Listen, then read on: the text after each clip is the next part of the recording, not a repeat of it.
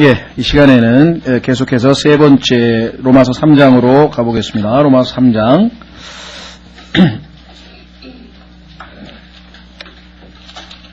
로마서 3장 24절.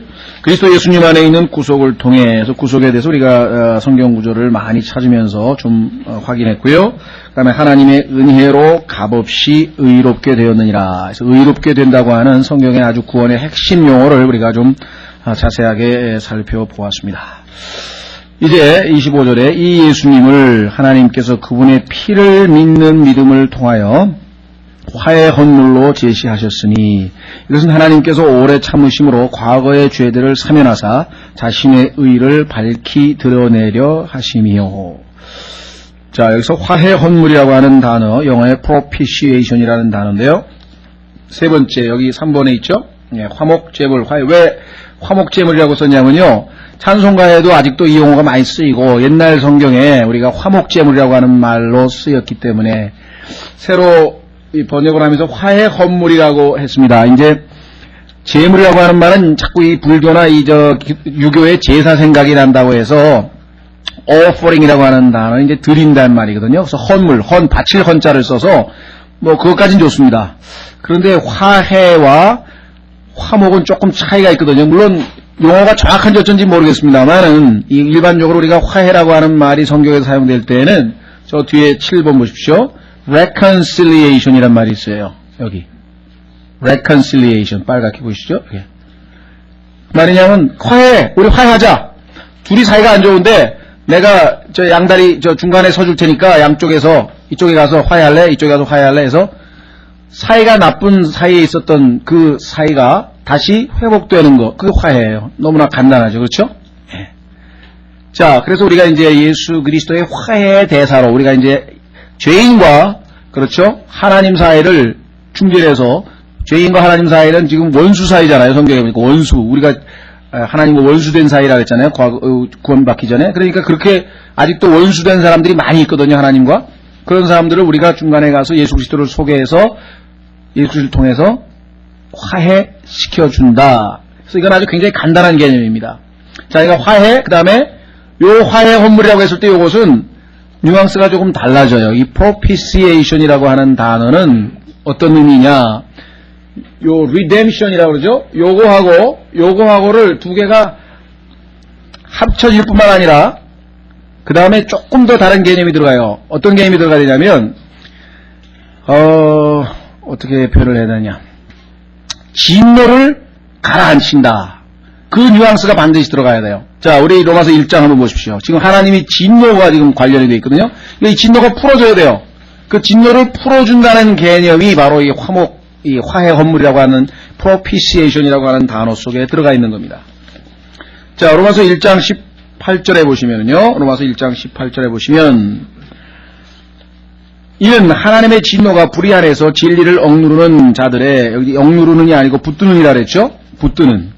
여러분들 이 붙드는이라고 하는 것이 실제로 어디에 나오냐면요.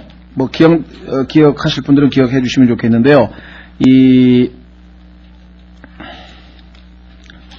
어디냐면요. 디모데 전서 1장 19절에 보면은 거기서는 붙든다고 번역을 했어요. 사실 정확하게. 디모데 전서 1장 19절에 보시면 믿음과 선한 양심을 붙들라고 했을 때 그게 똑같은 단어거든요. 믿음과 선한 양심을 붙들라 했을 때 이 hold라고 하는 hold. 그죠? 예. 자, 그래서 일단 지난번에 우리가 이거 왜 hold인지 붙든다는 뜻인지 정확하게 의미를 설명했기 때문에 확인하고 싶으신 분들은 테이프 앞부분에 있는 걸 좀 확인해 주시고요. 자, 초점은 지금 진노입니다. 진노. 자, 하나님의 진노가 지금 얼마나 진노하셨겠어요. 차마 악을 보지 못하시는 분이. 그럼 그 진노가 가라앉아야 되는데 그냥 가라앉을 수는 없다는 것이죠. 그렇죠? 자, 제가 예를 들면 지금 글쎄 이게 성립이 되는지 잘 모르겠습니다. 하여간 형제끼리 싸웠어요. 근데 형이 동생을 한 대 주먹으로 때렸어요. 그래서 보니까 벌써 토라져 있는 거예요, 둘이서. 그래서 이제 아버지가 가가지고 화해를 시키려고 이렇게 했더니 동생이 한다는 소리가 형이 날 때렸다 이게야. 내가 맞았다 이게야 지금. 내가 지금 화가 났다 이게야. 그럼 그거 어떻게 하면 화가 풀어질래? 그러니까 형을 한 대 때려야 되겠다 이거예요. 그러면 제가 또 가만히 있겠어요? 그러니까 아버지가 좋아 그러면 내가 화해 분명히 할 거지. 그러니까 맞으면 네가 한 대 때리면 분명히 그렇게 한다 이게. 그러면 화 풀릴 거야? 분명히 풀린다는 거예요. 좋아. 그냥 아빠가 하나 맞을 테니까 때리라 이게. 이게 좀 이해가 뭐 적절한지는 잘 모르겠습니다만 예수 그리스도께서 하나님 앞에 가서 우리를 대신해서 맞으신 거예요. 그게 이사야서 53장에 보면은 우리는 그가 하나님께 맞는 줄 알았는데 왜 맞았어요? 하나님의 진노를 풀어드리기 위해서 가라앉히기 위해서 우리를 대신해서 맞은 거라고 성경에 이사야서 53장에 기록되어 있잖아요. 그러니까 이 화해 헌물이라고 하는 뉘앙스는 바로 그 뉘앙스가 들어가야 됩니다. 그러니까 사이가 나빠서 사이가 화해는 되는데 단순히 그냥 화해되는 건 아니고 그런데 진노가 풀어지려면 대가를 치러야 돼요. 그렇기 때문에 값을 치러야 되기 때문에 이 구속이라고 하는 의미도 들어가야 되는 거예요. 값을 치rum으로 말미암아 대가를 치rum으로 말미암아 그렇죠? 화해가 이루어지는 것 그리고 진노가 풀리는 것 이런 의미가 바로 이 화목 제물이라고 하는 의미입니다. 그래서 이사야서 53장을 한번 찾아보시면은요. 이사야서 53장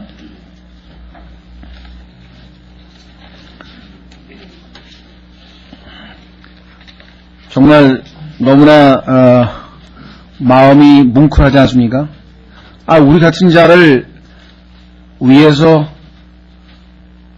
아들 하나님께서 아버지 앞에 가서 맞아야 되니 그거를 자청해서 맞으셨다는 것 한번 생각해 보십시오. 그렇기 때문에 우리 그리스도인들은 함부로 우리를 대할 수가 없는 게 우리가 우리를 보면 한심스러운 사람이지만요. 하나님께서는 우리를 어마어마한 희생을 치르고 지금 사신 것이기 때문에 자기 비하라고 하는 것은 그리스도인들에게 있을 수가 없어요. 우리가 우리를 비하시키는 것은 겸손이 아니에요. 하나님께서 우리를 바라보는 시각에서 우리를 바라봐야 돼요. 그것이 요한 1서에 나와 있는 내용이에요. 사실 우리가 요한 1서를 사실 그 의미를 정확하게 나중에 보면 아시지만 읽으면 이해가 안 되는 부분이 너무 많아요. 왜? 하나님에게서 난 자들은 죄를 짓지 아니함, 죄를 지을 수 없다고 써 있고요. 가만있어 봐, 난 여전히 죄를 짓고 있는데 우리 사람의 관점에서 보면 안 맞는 얘기가 요한일서에 반복해서 나와요. 그건 다 뭐냐면 하나님께서 우리를 보시기 때문에 그래요. 내가 나를 보면 지금 분명히 여러 번 죄를 짓고 했지만 하나님께서 나를 볼 때에는 예수 그리스도로 옷 입은 완벽하게 죄 없는 거룩하고 완벽하게 의롭고 하나님 보시기에 사랑스러운 아들로 보시는 거예요. 예수 그리스도로 옷 입고 예수 그리스도를 통해서 우리를 바라보시기 때문에 그런 거죠. 자, 그래서 이사야서 53장 보시면은요. 4절 보시면 그는 참으로 우리의 고통을 짊어지고 우리의 슬픔을 담당하였거늘 우리 때문에 하나님한테 맞았는데 우리는 생각하기를 그가 찔림을 받고 하나님께 맞아 고난을 당한다 하였노라. 그죠? 하나님께 맞긴 맞지만 누구 때문인가 이거죠. 5절에 그러나 그의 찔림은 우리의 범죄들로 인함이요 그의 상함은 우리의 불법들로 인함이라. 그가 징벌을 받음으로 우리가 화평을 누리고 그가 채찍에 맞음으로 우리가 고침을 받았도다. 하나님의 진노는 십자가에서 다 풀어진 겁니다. 하나님은 더 이상 우리에게 진노하고 계신 상태가 아니에요. 예? 하나님은 더 이상 우리에게 진노하고 계신 상태가 아니라고 하는 사실을 우리가 예수 그리스도를 통해서 확인해 볼 수 있습니다. 10절 보십시오. 이사야서 53장 10절에 그러나 주께서 그가 상함받는 것을 기뻐하사 하나님께서 아들이 상하는 걸 기뻐했다는 것이에요. 고통을 받게 하셨은즉 왜? 주께서 그의 혼을 죄로 인한 헌물로 삼으실 때에 그가 자기 씨를 보며 자기 날들을 길게 할 것이요 또 주의 기뻐하시는 일이 그의 손에서 형통할 것이며 그가 자기 혼이 해산의 고통을 치른 것을 보고 만족하게 여기리라. 아들의 그 고통을 통해서 낳게 될 그 다음 세대를 하나님께서 바라보고 계신 것이죠. 자, 요한일서 2장 2절로 가면은 요한일서 2장 2절에 가면은 바로 그 화해 언물이라고 하는 말이 나오는데 누구를 위한 화해 언물이냐? 칼빈주의자들이 입을 다물어야 될 상황이 여기 벌어져 있습니다. 택함 받은 사람뿐만 아니라 요한일서 2장 2절에 보시면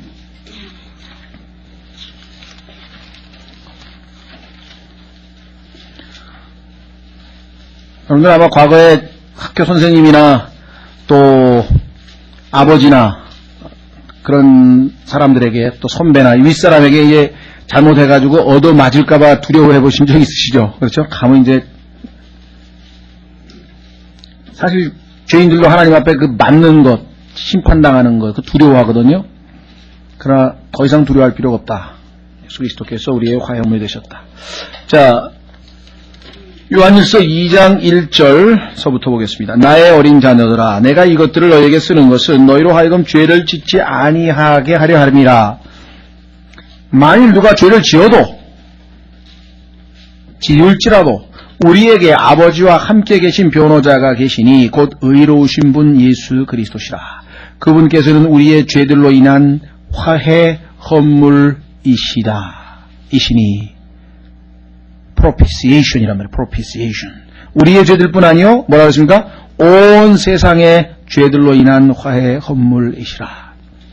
예외 없이 모든 사람에게 다 베푸시는 하나님의 은혜가 여기에 들어가 있습니다. 그래서 우리는 화해헌물, 이 propitiation이라고 하는 단어가 있을 때는 항상 죄가 풀어진다, 분노가 가라앉는다, 진정되었다라고 하는 사실을, 그 개념을 놓치지 마시를 바랍니다.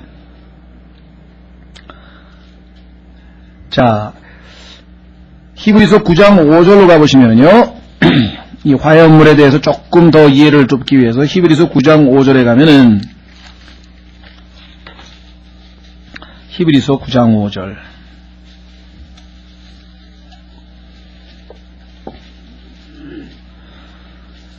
히브리서 9장 5절에 보시면 이 궤 위에는, 언약궤죠. 궤 위에는 긍휼의 자리를 덮는 영광의 그룹들이 있었으니, 자, 이 긍휼의 자리라고 하는 것, 영어로의 mercy seat라고 하는 이 긍휼의 자리라고 하는 것 뭡니까? 하나님께서 대제사장이 1년에 한 번씩 짐승의 피를 가지고 들어와서 그 피로 인해서 하나님께서 그들에게 죄를 용서하시는 긍휼의 자리. 그렇죠? 그래서 하나님과 인간과 만나는 자리. 그런데 이 긍휼의 자리라고 하는 이 단어가 헬라어로는 propitiation하고 똑같은 단어입니다. 같은 단어를 긍휼의 자리로도 번역이 되고 그 다음에 화해헌물로도 번역이 된다고 하는 것은 우리에게 시사하는 바가 크죠. 그렇죠?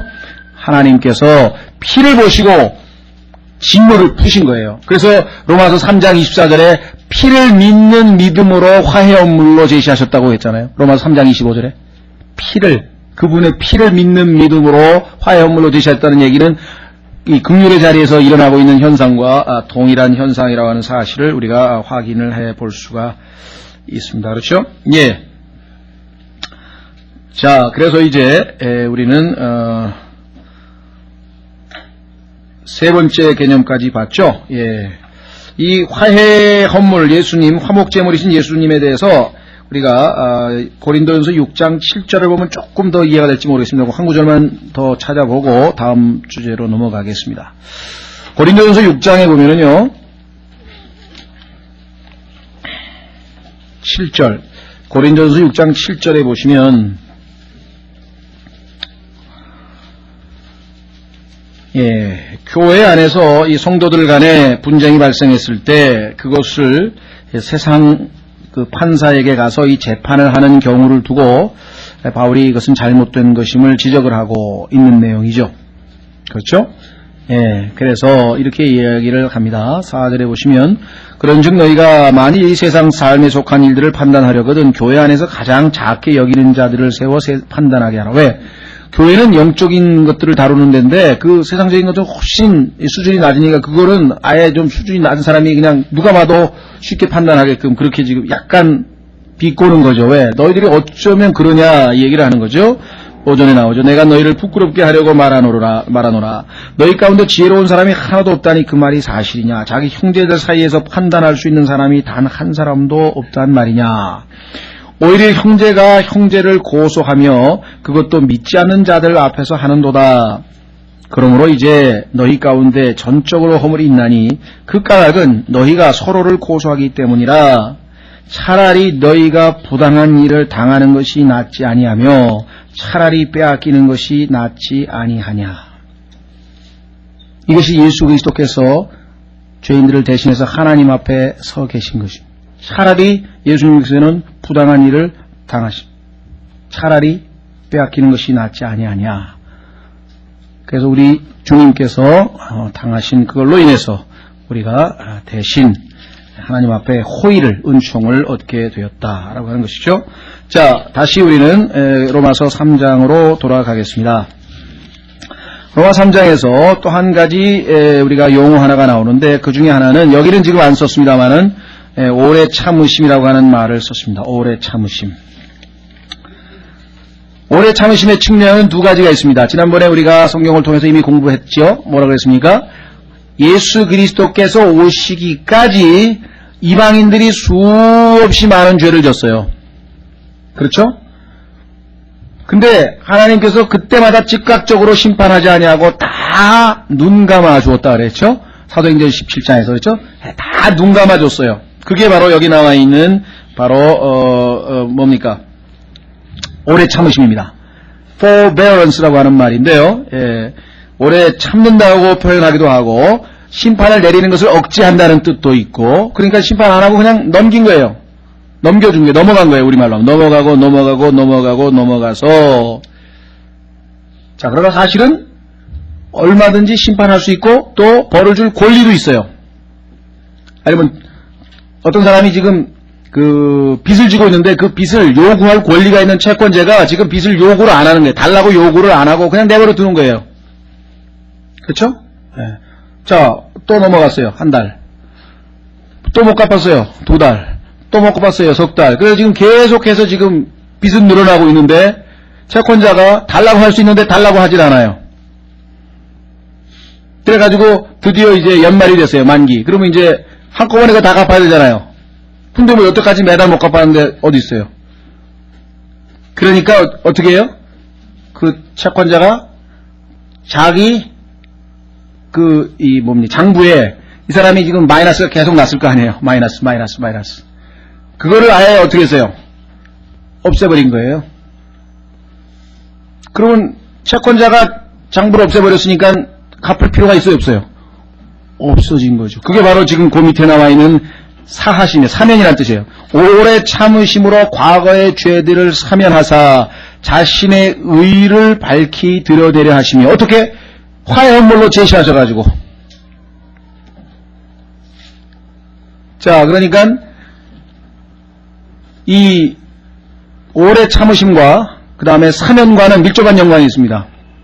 모르겠어요. 여러분들 요즘에 은행에 가면 그 마이너스 통장이라는 게 있잖아요. 그렇죠? 마이너스 통장. 계속해서 이제 마이너스 나죠. 근데 마이너스 통장에 보면 조건이, 제가 기억이 잘 안 나는데 보면은 그 조건이 붙어 있어요. 뭐냐면은 얼마가는, 예를 들면 1년에 한 번인가요?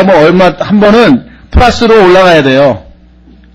그랬다가 다시 또 마이너스가 되더라도 항상 계속 마이너스 있으면 안 되는 이런 거 있죠. 제가 얘가 적절한지 모르겠습니다. 하여간 계속해서 지금 마이너스가 지금 플러스가 돼야 되는데, 갚아야 되는데 그걸 갖다가 면제시켜줘 버리는 거예요. 그래서 여기 지금 사면이라고 하는 말이 바로 과거의 죄들을 사면하사, 이 빚을 다 탕감을 해줬다는 그런 개념입니다. 그러니까 더 이상 이제 빚을 갚을 필요가 없고, 그래서 의롭다고, 죄가 없다고, 더 이상 갚을 필요가 없다고 선언을 받는 것이 됐습니다. 그렇죠? 예. 자, 그래서요, 우리는 이 몇 개입니까? 하나, 둘, 셋, 넷, 다섯. 오래 참으심까지 하면 이제 5가지의 개념이 여기 들어가 있는데, 교리적으로 구원을 이해하는데 아주 중요한 내용들이기 때문에 이 로마서 3장 24, 25절을 좀 여러분들이 잘 기억을 해 주시고요. 자, 그 다음에 여기 지금 나머지 여기 전가, 인정은 아까 이 칭의를 할 때 전가에 대한 얘기를 했었죠. 자, 그거를 보기 위해서 어디입니까? 로마서 4장을 보십시오. 로마서 4장에 보시면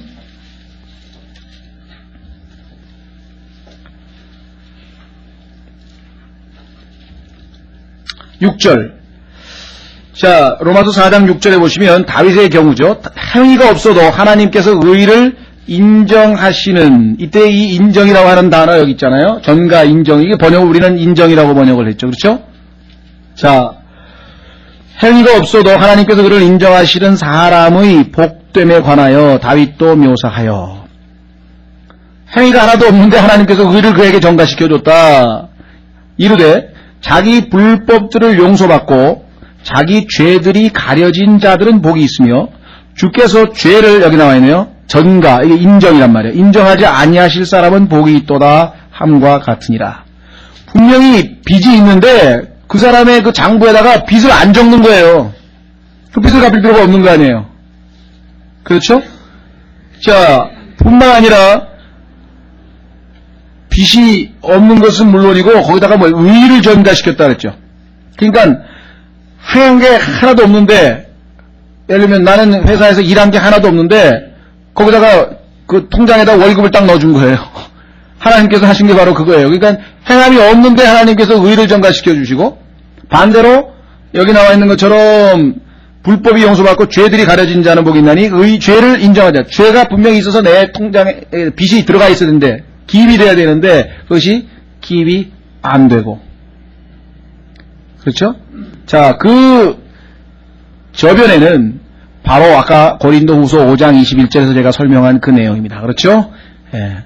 자, 예수 그리스도 여기 서 있고 내가 여기 서 있는데 이분은 의롭고 나는 죄가 있는데, 하나님께서 내 죄를 예수님께로 임퓨트 보내고 전가시키고 뒤집어 씌우고, 반대로 예수님께서 가지고 계신 의는 나에게로 전가시키고 그걸 맞바꿨어요. 그러니까 나는 하나님 앞에 뭐가 됐어요? 의가 됐고, 고린도후서 5장 21절. 예수님은 내 대신에 하나님 앞에 죄가 됐고, 이 맞바꾼 거예요. 자, 그래서 우리 전가에 대해서 아까 설명을 했었고요. 자, 그 다음에 이 중생, 거듭남이라고 하는 것은 여러분 아시다시피 우리가 예수 그리스도를 믿을 때, 받아들일 때 하나님께서 우리 안에 성령을 보내셔서, 성령께서 우리 안에 들어오셔서 우리의 영을 그렇죠? 새롭게 태어나게 하는, 그래서 신생이라고도 하고요, 다시 태어남이라고도 해서 거듭남이라고도 하고요, 또 한자말로 중생이라고도 해요. 그래서 new birth, 보통 신생이라고 할 때는 우리가 new birth라고, 다시 태어난다 이렇게, 그죠? 예, 중생, 거듭남. 그 다음에 화해, 아까 말씀을 드렸었고요. 입양, 양자됨, 여기에는 의미가 두 가지가 있습니다. 원래 아들이 아닌데 아까 얘기한 것처럼 우리에게 부활하심으로 우리에게 생명을 주셨으니까, 그래서 우리가 아들이 아닌 자가 아들이 됐죠. 그런 의미에서 우리가 이제 양자 된 겁니다. 그렇죠?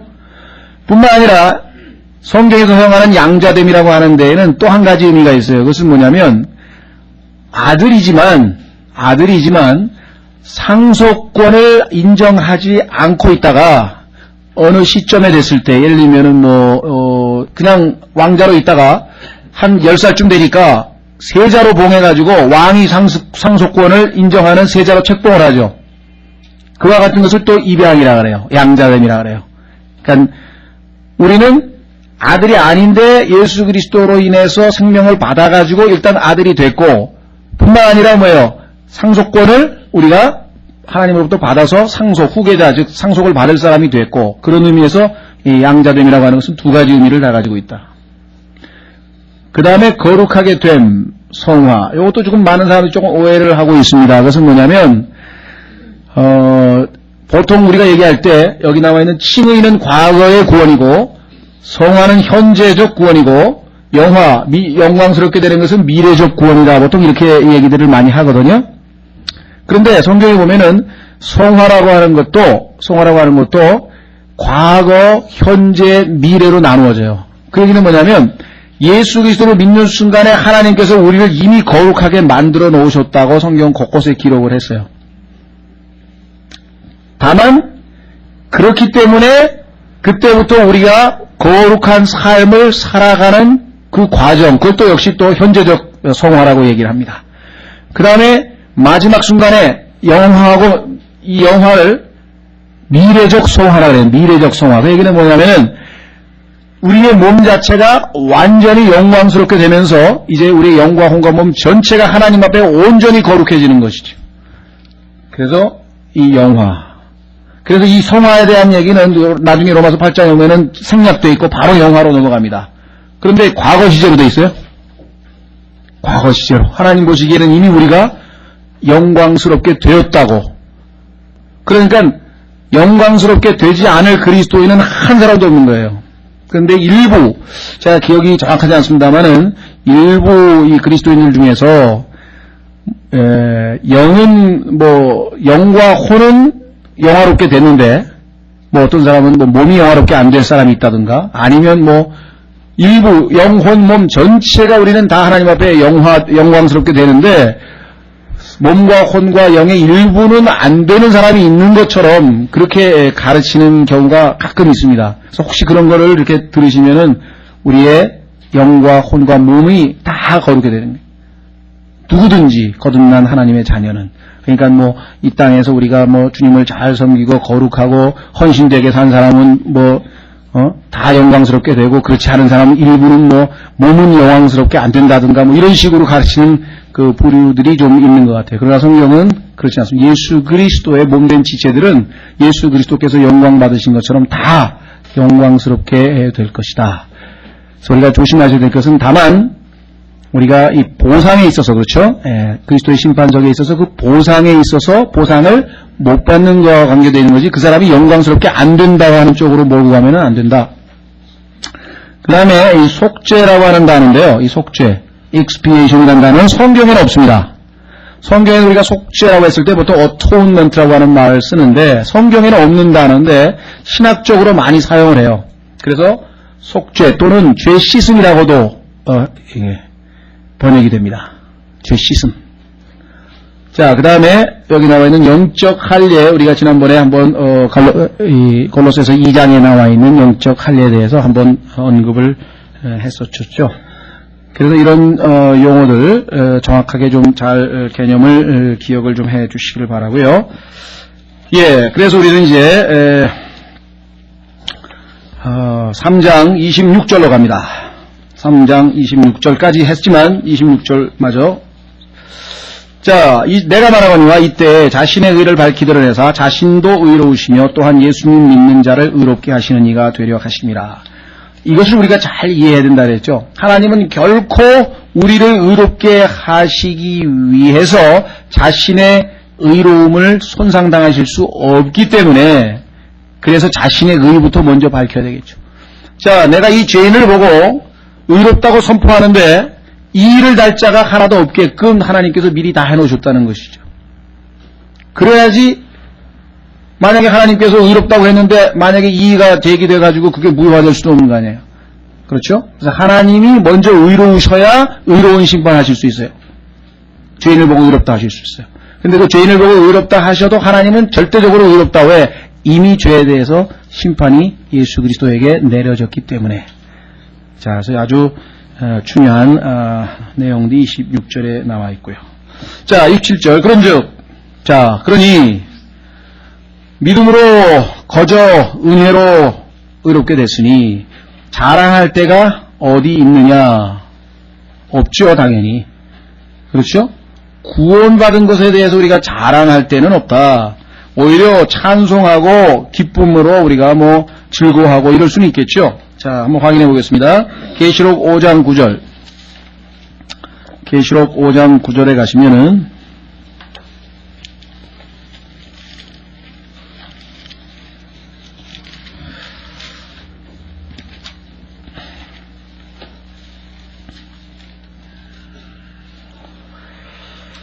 계시록 5장 9절에 이렇게 새 노래를 부릅니다. 24장로, 우리 그리스도인들을 예표하고 있는 24장로 9절에 그들이 새 노래를 불러 이르되 주께서 그 책을 취하시고 그 책의 봉인들을 열기 합당하시오니 이는 주께서 죽임을 당하사 주의 피로 모든 백성과 언어와 족속과 언어와 백성과 민족 가운데서 우리를 구속하여 하나님께 드리시고 또 우리 하나님을 위하여 우리를 왕과 제사장으로 삼으셨으니 우리가 땅에서 통치하리로다 하더라. 자, 그러니까 새 노래를 불러 그분을 드높이는 이름이 있을지 모르지만 자랑하는 일 없겠죠. 12절 보시면은요. 12절에 크게 외치면서 찬양이 올라갑니다. 그들이 큰 음성으로 이르되 죽임을 당하신 어린 양께서 권능과 부와 지혜와 힘과 존귀와 영광과 찬송을 받으시기에 합당하시도다. 그래서 우리 그리스도인이 구원과 관련지어서 자랑해야 될 일은 없다라고 하는 것이 지금 로마서 3장 27절에 분명하게 나와 있습니다. 자랑이라고 하는 것은 속에 교만이, 그렇죠. 속에 있는 교만이 바깥으로 또는 입으로 표출되어 나오는 것이죠. 그렇죠? 사실 속에 교만하기 때문에 자랑하는 거죠. 자, 여러분들 1장 21절 로마서 거기에 자랑하는 모습을 한번 보십시오. 하나님께 영광 돌리지도 하나님을 영화롭게도 안 하고 감사치도 아니한 자들이 결국은 무슨 얘기하느냐? 자기 자랑하는 거예요. 결국은 자기 자랑하는. 로마서 2장, 그럼 1장 21절 그 까닭은 그들이 하나님을 알되 그분을 하나님으로 영화롭게 하지도 아니하고 감사하지도 아니하며 오히려 자기의 상상 속에서 허망해지고 어리석은 마음이 어두워졌기 때문이요. 또 뭐라고 했습니까? 스스로 지혜 있다 선언하나. 위대하도다 인간이여. 그게 바벨탑에서 일어났던 일이었죠. 우리 이름을 한번 내자. 우리는 뭐든지 할 수 있다. 인간 찬미. 그거를 철학 용어로 얘기하면은 인문주의라고 합니다. 휴머니즘이라도 휴머니즘. 인간이 만물의 척도다. 피타고라스인가요? 그런 얘기. 그렇죠? 그러나 성경에서는 하나님의 판단은 인간은 최상의 상태. 그 표현이 이해가 되시는지 모르겠는데 사도 바울이 성령 충만할 때 그러면 최상의 상태 될까요? 애도 하나님 보시기에는 뭐예요? 헛것이라 그랬대. 시편 39편 5절에 인간은 in his best state, 최상의 상태에 있는 인간이라 할지라도 하나님 앞에는 뭐예요? 헛것이다, 헛되다고 성경에서 선언을 했다면 인간이 자랑할 데가 없다는 것은 너무나 분명하겠죠. 그래서 로마서 1장에 보면요, 그 자랑하는 자들이 하나님의 심판의 대상이 되는 죄라고 하는 거예요. 세상 사람들은 이 자기 자랑하는 게 굉장히 신나하죠, 그렇죠? 내 멋을 사는데 하면서 모두 잘하고 하여간 별거 다 자랑하는데 그 자랑이라는 게 성경에 보니까 구원받지 못한 사람이 가지고 있는 죄의 목록 중에 들어가 있다니까요. 얼마나 참 보세요. 로마서 1장에 보시면 어디에 나와 있습니까? 30절. 로마서 1장 30절 뒤에서 헐뜯는 자여 하나님을 미워하는 자여 업신여기는 자여 교만한 자여 그 다음에 뭐랬어요? 자랑하는 자요. 자랑하는 자요. 그것이 구원받지 못한 아담의 본성 깊은 곳에 뿌리 박혀 있는 것이. 그래서 아까도 바리새인이 기도할 때 뭐라고 했습니까? 하나님 앞에 자기 자랑을 쫙 늘어놨잖아요. 그때 사람들 앞에 자기가 의롭다 하는 자라고 예수님께서 판결을 내리셨죠. 자, 결론 28절에 나와 있습니다. 27절 죄송합니다. 자랑할 때가 어디 있느냐? 있을 수 없느니라. 답은 자명하죠. 무슨 법으로냐? 너희가 구원받은 게 무슨 법으로 받았냐? 행위의 법으로냐? 행위 열심히 선행해서 받냐? 아니라 오직 믿음의 법으로니라. 그러므로 자 결론이네요. 그러므로 우리가 결론을 내리노니 사람이 의롭게 되는 것은 율법의 행위와 상관없이 믿음으로 되느니라. 더 이상 없죠? 자 29절에 하나님은 오직 유대인의 하나님만 되시느냐? 또한 이방인의 하나님은 아니시냐? 물론 이방인의 하나님도 되시나니 할례자도 믿음으로 말미암아 또한 무할례자도 믿음을 통하여 의롭게 하실 분은 한 하나님이시니라. 결론은 맞죠? 그런즉 우리가 믿음을 통하여 율법을 헛되게 만드느냐? 어떤 사람은 율법은 그러면 있으나만 하니 모든 게 다 믿음으로 되면은 그렇습니까? 아니죠. 믿음으로 나아가는 그 중간에 뭐가 있었어요? 율법이 반드시 필요했죠. 예를 들면 내가 필요를 알아야, 그렇죠. 예를 들면 내가 거울을 보니까 뭐예요? 더럽구나. 씻어야지. 그래가지고 가서 씻은 거지. 내가 거울을 안 봤으면, 즉 율법을 통해서 내가 죄인이라고 하는 것을 안 깨달았으면 씻어야 될 필요가 있다는 것 자체를 모르는 거죠. 그러니까 오히려 율법은 율법의 기능을 제대로 한 거죠. 믿음이 있으니까. 만약에 믿음이 없었으면은 내가 더러운 걸 알았는데 물이 없어. 그럼 어떻게 씻어요? 믿음이 있으니까 그 믿음을 통해서 의롭게 되는 새로운 길을 찾아 나선 거겠죠. 자, 그런 의미에서 보자면은 믿음은 율법을 세운다 그랬어요. 자, 그런즉 우리가 믿음을 통해서 율법을 헛되게 만드느냐? 결코 그럴 수 없느니라. 참으로 우리가 율법을 굳게 세우느니라고 성경은 분명하게 이야기를 했습니다. 그렇죠? 그래서 율법의 가지고 있는 기능이 사람들로 하여금 죄인임을 깨닫게 해주기 위해서, 그 다음에 뭐예요? 그 다음에 갈라디아서에서 뭐라 했습니까?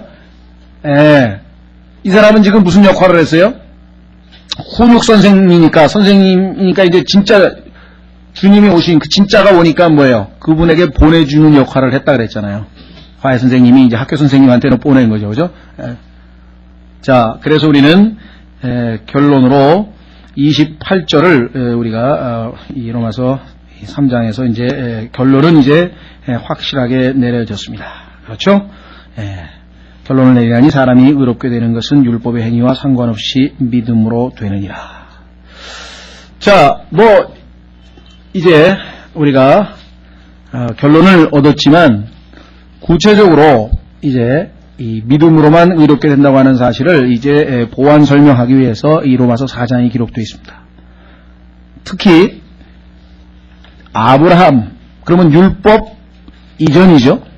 구약에 있어서 율법 이전 사람인 아브라함을 예로 들고 있고, 그 다음에 다윗, 율법 하에 있는 다윗의 예를 들고 있죠. 예.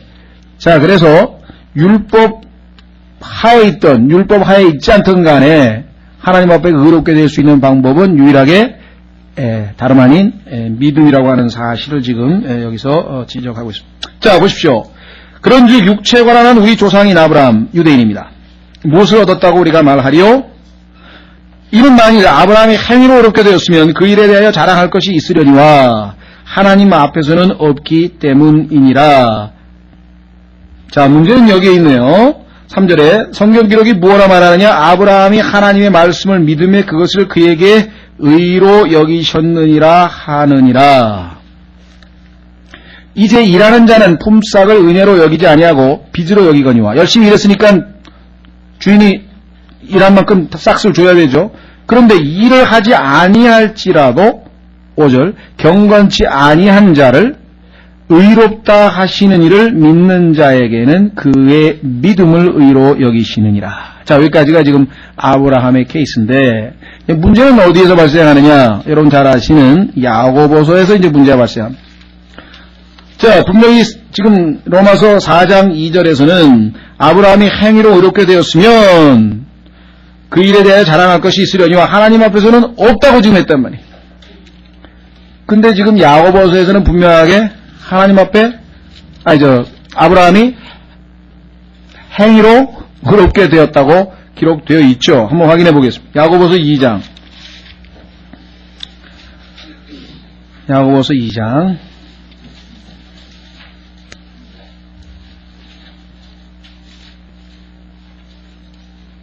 (21절) 야고보서 2장 21절.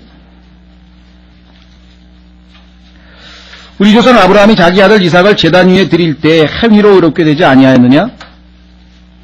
내가 보거니와 믿음이 그의 행위와 함께 일하고 행위로 믿음이 완전하게 되지 아니하였느냐? 이에 아브라함이 하나님의 말씀을 믿음에 그것을 그에게 의로 인정하셨느니라. 말씀하시는 성경 기록이 성취되었고 그는 하나님의 벗이라 일컬음을 받았느니라. 그런즉 너희가 알거니와 사람이 행위로 의롭게 되고 단지 믿음만으로 되지는 아니하느니라. 그렇죠? 자, 이 모순을 풀기 위해서 여러 가지 시도가 있습니다. 여러 가지 시도가 있고, 예를 들면 아르미니안주의자라고 우리 보통 얘기하는데, 자기 의지로 하나님을 믿었기 때문에 자기 의지로 또 죄를 짓게 되면 거기에 대해서 하나님께서 심판하신다. 다시 말하면 구원을 받은 이후에 여기 나와 있는 것처럼 그 행위로 합당하게 삶을 살아내지 못하면 구원을 잃어버릴 수 있다. 이렇게 가르치고 있는 경우가 하나 있죠. 그런 사람들 우리는 아르메니안주의라는데, 그 아르미니우스라고 하는 이 중세 르네상스 시절에 이제 학자하고 칼빈을 지지하는 사람들하고 대논쟁이 벌어졌어요. 그래서 서양에서는 그걸 intellectual war라고 할 정도로 아주 막 유럽 세계 전체가 예정론과 이 자유의지를 가지고 아주 대단한 싸움을 벌였습니다. 신학 논쟁을 벌이고 그랬거든요. 자, 그런가 하면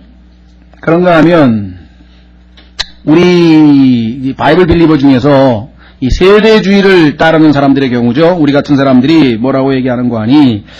이것은 율법 하에 있는 유대인에게 쓰여진 거 아니냐. 왜? 야고보서 1장 1절에 보니까 흩어져 있는 12지파에게라고 돼 있고, 그 다음에 교리적으로는 환란 때의 유대인에게 해당된다. 보통 이렇게 우리가 해결을 했었습니다. 사실은. 그렇죠.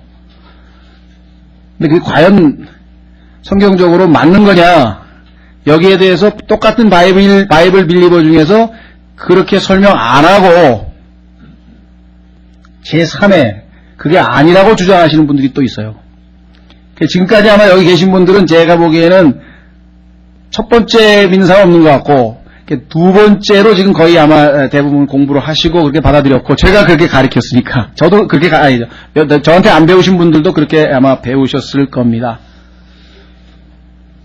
그렇죠?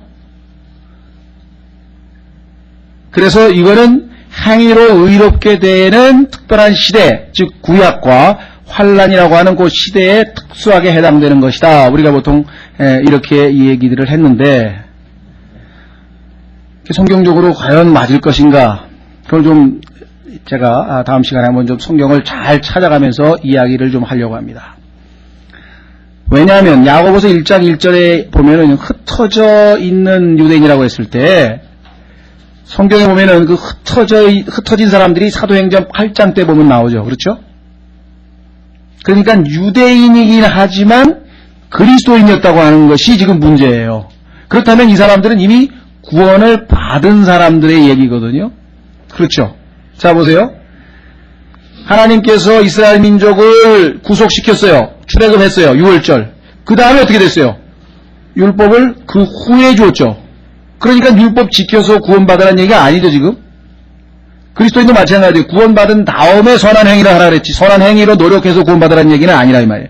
그렇다면 야고보서에서 얘기하고 있는 행위라고 하는 것은 구원받은 이후에 우리의 실제적인 열매를 요구하는 건데, 문제는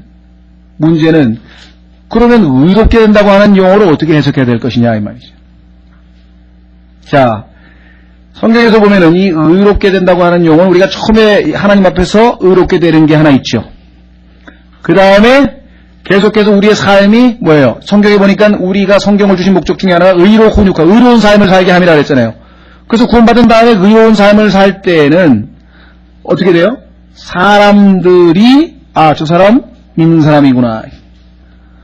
그런데 만약에 내가 하나님 앞에는 의롭게 함을 얻었지만 삶은 그렇지 않고 전혀 아주 의롭지 못한 불의한 일을 했다.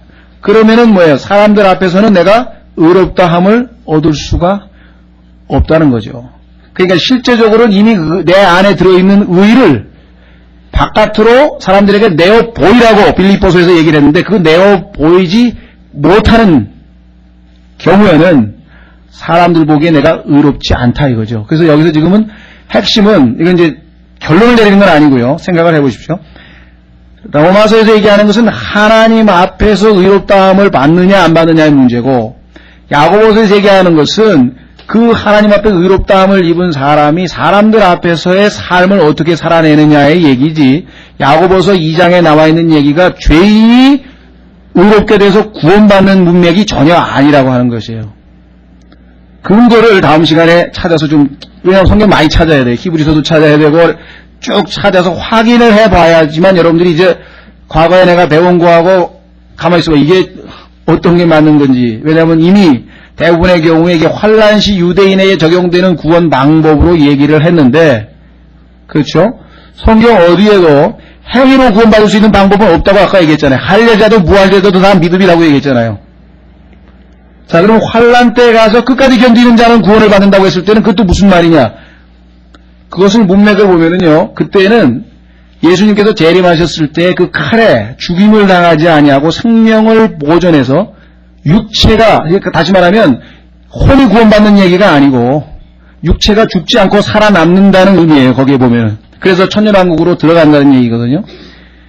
그래서 우리가 성경을 너무 단순화시켜가지고 시대별로 딱딱 나누는 것까진 좋았는데 rightly dividing 하지 않고 어떨 때는 wrongly dividing, 잘못 나누어서 문제가 발생할 수도 있다. 그렇습니다. 그래서 요거는 지금 좀 시간이 적기 때문에 뒷부분을 좀 하고요. 가만히 있어보자.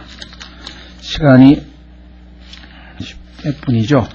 네, 가만히 있어보자. 저 몇 개를 한번 좀 찾아 한번 보죠. 그러면은 이왕 이렇게 얘기가 지금 나왔으니까 여기서 또 중단해버리면은 되는 데까지 한번 좀 한번 확인을 해보겠습니다. 자, 창세기 15장에서 하나님은 아브라함이 하늘에 있는 별처럼 자기 자손이 된다고 하는 그것을 믿었을 때 하나님께서 그를 칭을 의롭다고 지금 했다고, 그저 의롭게 여겼다고 성경에서 선언을 했습니다. 그 다음에 창세기 17장에 가서 할례를 하나님께서 하게 하셨죠. 그래서 지금 로마서 4장에서는 아브라함이 언제 의롭게 됐냐? 할례 받기도 전에 의롭게 됐던 거 아니냐? 그걸 지금 로마서 4장에서 지금 가르치고 있거든요. 그렇죠? 자, 창세기 21장에 가서 다시 하나님 앞에 의롭다함을 한번 얻고, 자, 한 번, 두 번, 세 번 계속해서 지금 그 다음에 창세기 22장에 가서, 자, 여기에 문제가 발생을 했어요. 야고보서에서는 그 하나님 앞에 이삭을 바친 것이 행위로 의롭게 됐다고 설명을 했는데, 자, 히브리서 11장으로 가보세요. 똑같은 얘기에 이삭은 믿음으로 하나님 앞에 바쳐졌다고 기록했어요. 히브리서 11장 보세요. 아브라함이 이삭을 믿음으로 바쳤다 그렇게 되어 있는데, 히브리서 11장, 그렇습니다. 17절. 믿음으로 아브라함은 시험을 받을 때 이삭을 바쳤으니. 자, 그러면 아까는 이삭을 바친 게 행함으로 의롭게 됐다고 분명히 성경에 야고보서에 기록했는데 이게 서로 모순되는 거 아니냐? 자, 하나님께서는 마음을 보시죠? 사람들은 우리 속에 있는 것 볼 수 있습니까? 못 보십니까? 자, 야고보서에 보면은요, 네가 믿음이 있다고 말을 했으니 그 믿음을 나에게 보여달라 그래요. 그게 핵심이에요. 그럼 네가 예수님 믿는다 그랬잖아? 그래. 그럼 네가 믿는 거 인정하겠다. 그러니 그거를 증명해봐라. 뭘로? 네 행함으로, 네 열매로 보여달라 그랬대. 보여달라. 그래서 야고보서의 핵심은 뭐냐면 이미 구원받은 사람에게 그 행함을 보여달라. 보여달라. 나는 행함을 통해서 너에게 내가 믿음 있다는 걸 보여주겠다. 그러니까 너도 한번 네 믿음 있으면은 네가 믿음 있다고 말을 했으니까 보여달라 그랬대. 그렇죠? 자, 야고보서 1장으로 한번 가보겠습니다.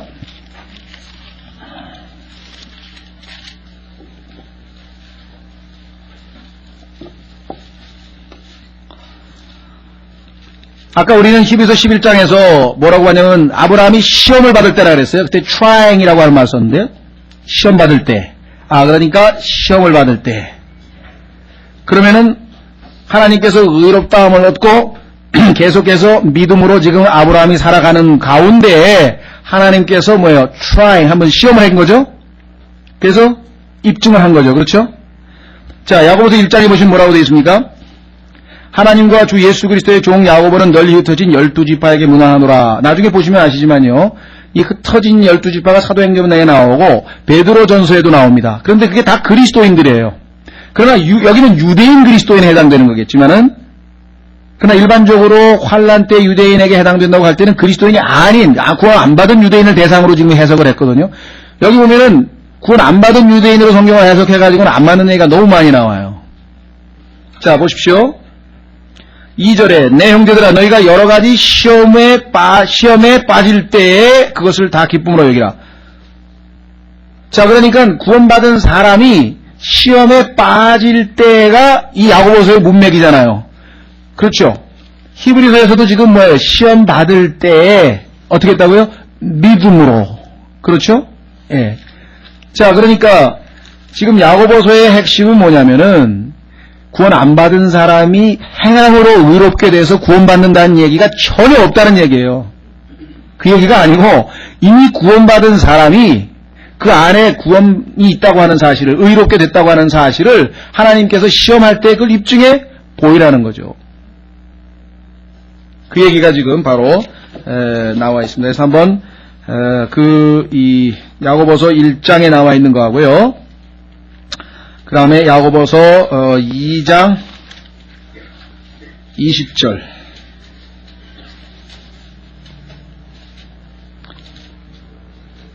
자, 잠깐만요. 자, 2장 20절 보시면 뭐라고 되어 있습니까? 내가 보거니와, 죄송합니다. 그러나 오 허무한 사람아, 행이 없는 믿음이 죽은 것임을 내가 알고자 하느냐? 우리 조상 아브라함이 자기 아들 이삭을 제단 위에 드릴 때 행위로 의롭게 되지 아니하였느냐? 자, 내가 보거니와 믿음이 그의 행위와 함께 일하고, 이미 아브라함 안에는 믿음이 있었어요. 이미 의롭게 돼 있었어요. 그러나 그것이 행위와 함께 일을 해가지고 결국은 어떻게 됐어요? 믿음이 완전하게 되지 아니하였느냐. 목적은 우리가 완전함을 향해서 나아가는 그 과정에 시험을 받는 것이 야고보서의 문맥이라고 하는 것이죠. 그렇죠? 예, 그래서 지난번에 말씀드린 것처럼 우리 안에 있는 구원을 바깥으로 내어 보이라고 완수하라고 했던 그 빌립보서 말씀하고 같은 문맥입니다. 그래서 우리가 지금 과거에 이 야고보서와 로마서와의 모순을 해결했던 것이 사실은 하나님 말씀에 의해서 rightly dividing 한 게 아니고 wrongly dividing을 해서 문제가 발생한 것 같아요. 그렇다고 제가 여기서 지금 당장 내 말이 맞으니까 뜯어 고쳐라 이런 얘기는 아니고요. 성경 구절을 다음 시간에 좀 더 자세하게 찾아가면서 우리가 확증을 한번 해보겠습니다. 그래서 하나님 말씀으로 푸니까 지난번에 해결받던 그거에는 문제가 있구나. 왜? 야고보서 2장 문맥 아무리 봐도 구원 못 받은 죄인에게 믿음으로 의롭게 되지 아니하고 행함으로 의롭게 되는데 그것이 환난 시대에 해당된다는 그런 내용이 전혀 아니라는 거죠, 지금. 그래서 우리가 저도 당혹스럽습니다. 철석같이 그게 맞는 걸로. 예?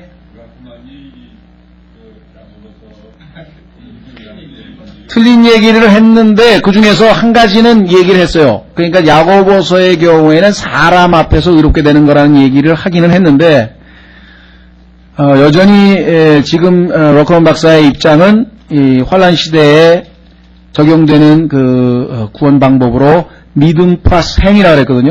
근데 이게 지금 많은 논란을 불러일으키기 때문에 저희가 이제 입장 정리를 좀 해야 될 것 같아요. 왜냐하면 하나님께서는 아까 봤지만 할례자이든 할례자가 아니든 구약이든 신약이든 지금 야고보서 4장에 보면은 지금 율법 이전에 구약 성도인 아브라함, 율법 하에 구약 성도인 다윗을 들어서 오직 믿음으로만 구원받는다고 지금 계속 가르치고 있는데, 그렇죠? 아까도 말씀드렸지만 율법을 주어서 지켜가지고 출애굽시켜준 게 아니거든요. 하나님께서 은혜로 구속을 시켜놓은 다음에 그 거룩한 백성이 살아야 될 지침으로 사실 율법이 주어진 거잖아요. 그렇죠? 예, 그래서 우리가 다만 이건 조심하셔야 돼요. 믿음의 내용이 똑같은 건 아니에요. 왜 이 얘기가 나오냐면은 일부 극단주의자 중에는요, 노아도 예수 그리스도의 십자가를 바라봄으로 구원받았고 구약에 있는 사람들도 다 십자가를 바라보고 구원받았다고 얘기하는데 사실 그건 아닙니다. 노아는 방주를 만들려고 하는, 그러니까 하나님께서 각자에게 하신 그 말씀을 믿음으로 의롭게 되는 거는 다 똑같아요. 구약이든 세대와 관련 없이 다 똑같아요. 다만 그 믿음의 내용이, 예를 들면은 라합은 하나님께서 하신 말씀이 다르고 노아도 하나님 말씀이 하신 내용이 틀리고 그 내용이 틀릴 뿐이지 믿음으로 해요. 히브리서 11장에 구약 성도들 구원받은 사람들 명단이 나오는데 전부 다 믿음으로거든요. 믿음으로 했고 이렇게 돼 있어요. 그러니까 설명을 뭐라고 했냐면은 신약 성도는 믿음으로 그냥 끝난 거고 구약 성도들은 해코가 들어가야 된다. 이렇게 해서 지금 또 설명을 억지를 하게 되거든요.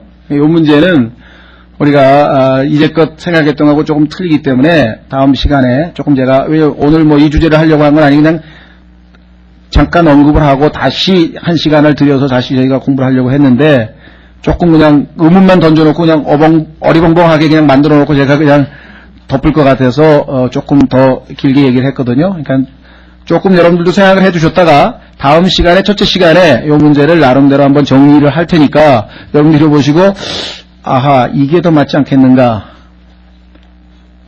그래서요 한 가지 말씀드릴 것은 지금 제가 얘기한 것을 믿는 킹제임스 성경을 쓰는 그 교회들과 이 환란 시대의 교리를 받아들이는 그 교회들과 절대 안 싸웁니다. 친하게 지내요, 미국서. 당신들은 그렇게 믿고 우리는 이렇게 믿는데 이 문제에 있어서는 우리가 다르지만 우리는 우리가 옳은 것 같다. 우리는 너희가 옳은 것 같다. 하지만 그거 가지고 뭐 비방하거나 교제를 안 하거나 그러진 결코 않습니다. 그 사람들끼리 서로 인터넷에 보면은 이쪽 교회를 훌륭한 그 건전한 교회로 소개하고 저쪽 교회도 이쪽 교회 훌륭한 교회라고 다 인터넷에 올려져 있거든요.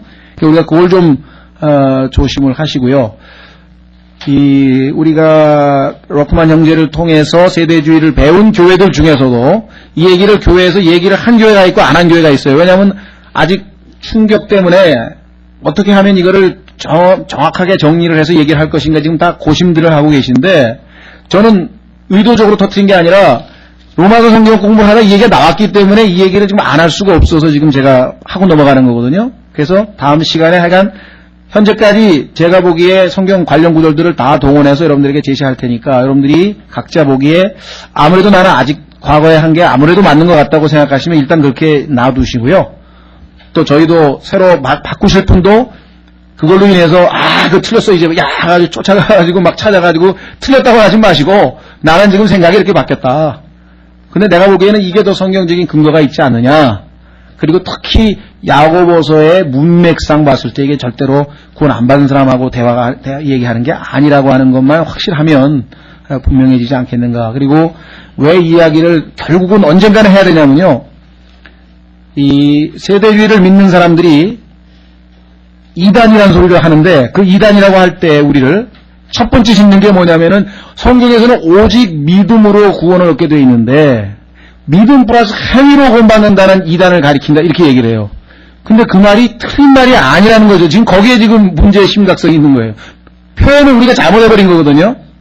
믿음의 내용이 틀리다 이러면은 우리가 얘기하려고 하는 것은 전부 다 십자가를 바라보고 다 예수 그리스도를 믿고 구원받은 건 아니다. 그 믿음의 내용은 다 틀렸다. 아브라함은 가라 그랬을 때 간 그게 믿음이고 이삭을 바친 게 믿음이고 예수님이 나라의 십자가를 주고 그 고린도전서 15장에서 얘기하는 그 복음을 믿고 구원받은 건 아니다. 그러나 방법은 역시 믿음이었다. 행위는 아니었다. 이렇게 설명을 했어야 되는데 그게 아니고 믿음 플러스 행위라고 하는 용어가 들어가다 보니까 계속해서 비난을 하는데 어떻게 방어를 하거나 설명할 방법이 없는 거예요. 그래서 저희가 그냥 그동안에 입을 다물고 있었는데 저는 앞으로는 누가 그 얘기를 하면 과감하게 제가 시인을 합니다. 그럼 우리가 틀린 거다. 그 표현도 잘못됐고 아마 그때 이렇게 오해가 생긴 거 아니냐. 그래서 성경 어디를 봐도 구원의 유일한 방법은 믿음이지 행함으로 의롭게 될 육체는 예수 그리스도 한 분밖에 없었다. 그렇죠? 예. 다음 시간에 좀 더 하겠습니다. 오늘 아마 끝부분에 조금 혼란스러우셨을 분도 계실 것 같은데 어차피 다음 시간에 1시간 동안 또 정리를 잘 할 테니까 그때 가서 질문 있으시면 그때 많이 좀 하십시오.